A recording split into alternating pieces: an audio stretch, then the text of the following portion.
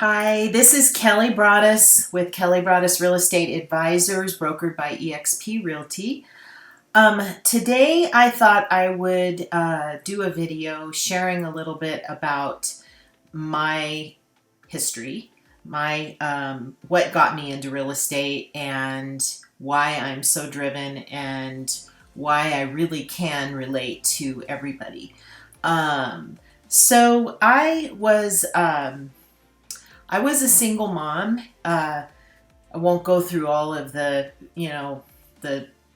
the sad story of what happened, but just the short version. I was left with raising 7 kids by myself with no child support. So this was a pretty dire situation. And I was trying to figure out what to do to try to support myself. And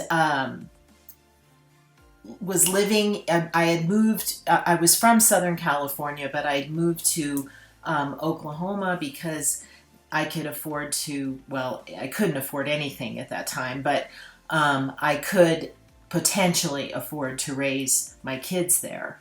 Whereas Southern California, it was pretty much impossible. So I was in this little town in Oklahoma, and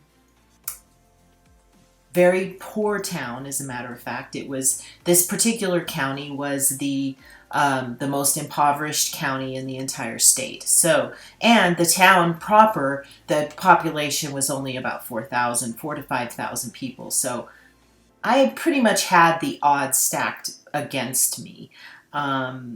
And so anyway, I had a friend who helped me with, actually told me, why don't you get your real estate license? This friend had his real estate license in California as a real estate agent and broker and a mortgage broker. He said, why don't you get your real estate brokers or your agent license in Oklahoma, and maybe you could sell a house once in a while and support yourself, because it was a daunting task. I mean, I had, like I said, 7 kiddos that were 15, from 2 years old to 15 years old. So it looked pretty impossible, and I can't express to you enough the sheer terror I felt trying to figure out how I was going to support this tribe.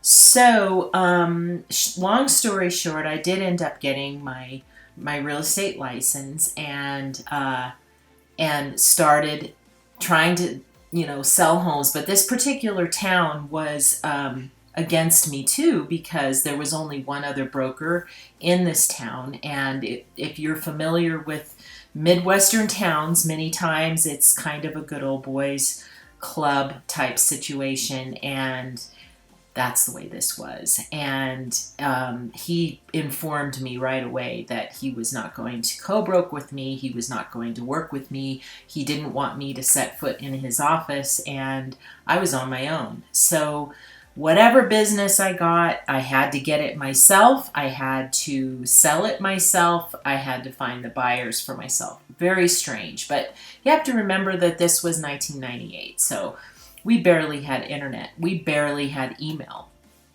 So it barely had cell phones, as a matter of fact. So it was a very different time in the world. So anyway, long story short, I did get my real estate license, and this friend of mine said, why don't you get a loan origination license as well, and I can have the account executive show you how to process loans, and we can do mortgages and real estate there in this little town. And at that time, which this is just pretty much unheard of, but at that time,